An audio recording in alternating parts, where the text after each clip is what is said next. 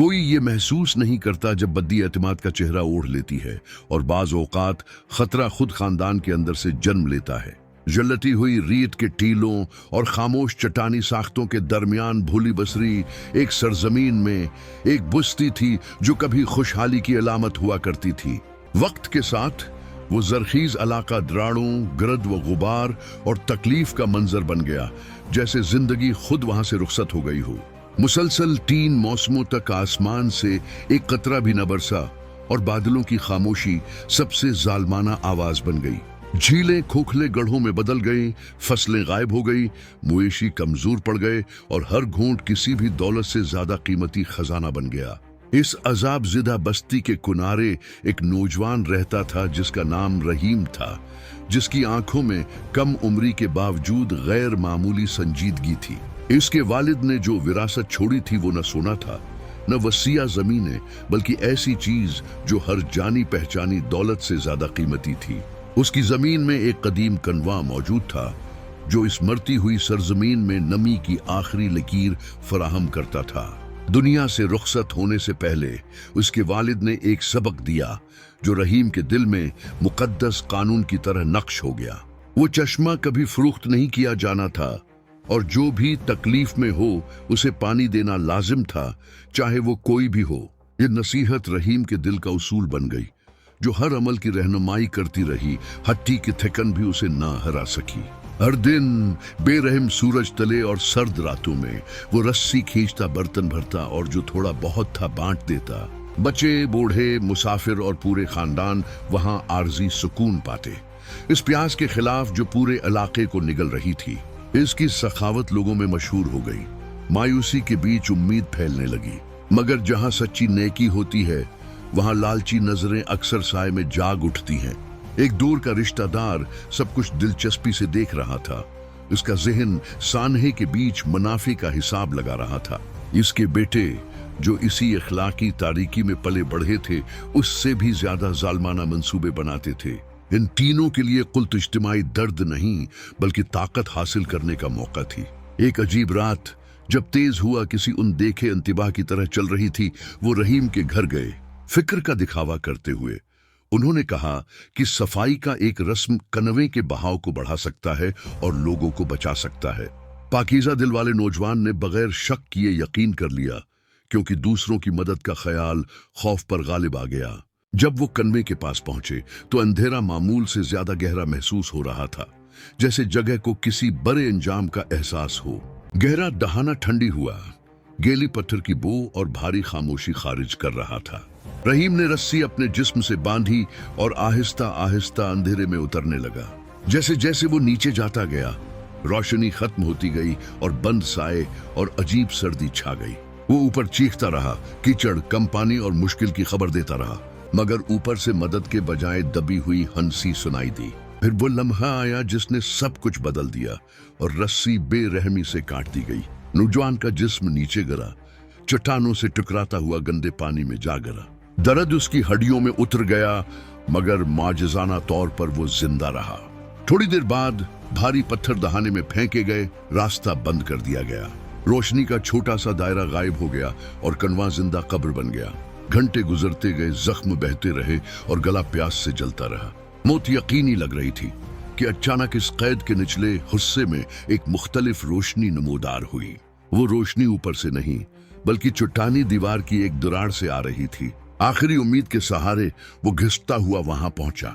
पत्थरों के बीच एक अजीब शे फंसी हुई थी, स्याह पत्थर की जंजीरों में जकड़ी हुई। उसके अंदर से नीली रोशनी धड़क रही थी, नर्म और जिंदा, जैसे उसका दिल हो। शदीद कमजोरी के बावजूद रहीम ने उस पर तरस महसूस किया, जैसे वो भी कैद हो। जख्मी अंगुलियों से उसने पत्थर हटाना शुरू किए।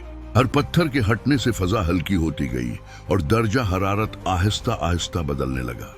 इर्द गिर्द का गदला पानी साफ होने लगा, जैसे कोई कदीम चीज जाग रही हो।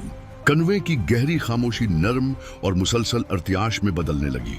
जब सिर्फ आखिरी पत्थर बाकी रह गया, नीली रोशनी जिंदा दिल की तरह धड़क रही थी।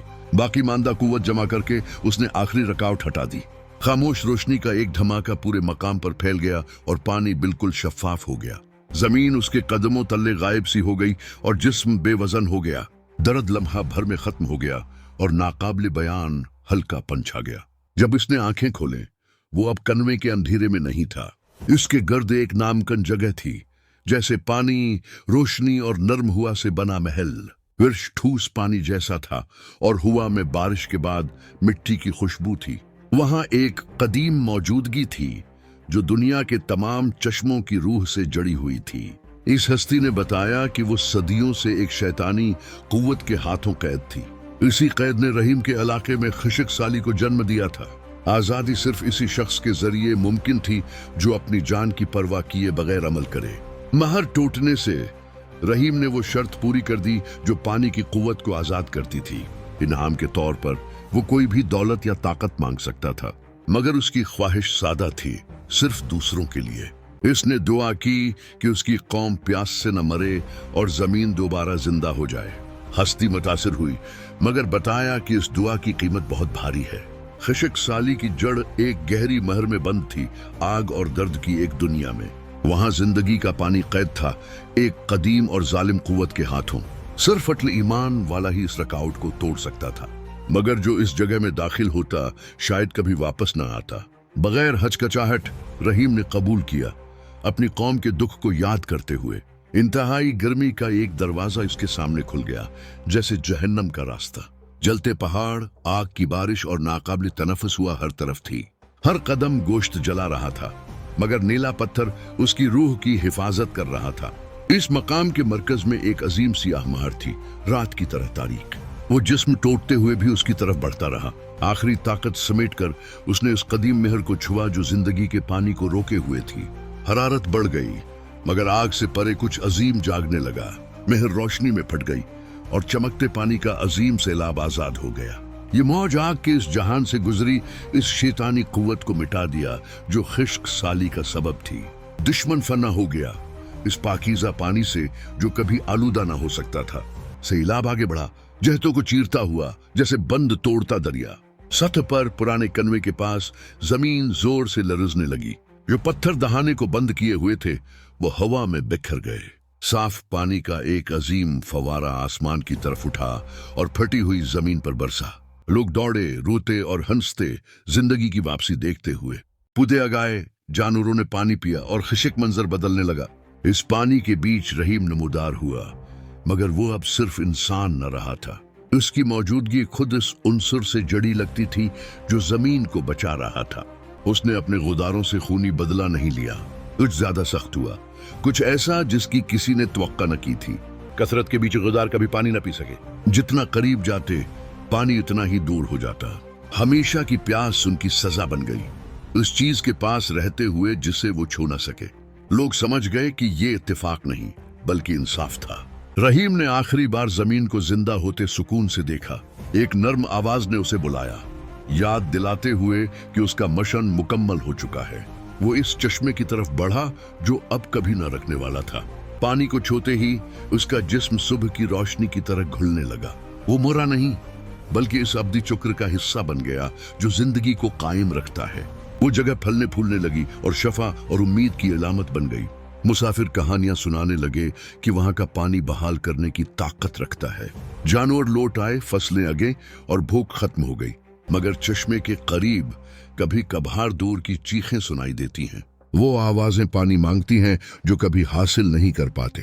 ये जिंदा याद दहानी है कि लालच रूह को सिखा देता है, मगर रहम दिलों से सहरा में भी दरिया जन्म लेते हैं।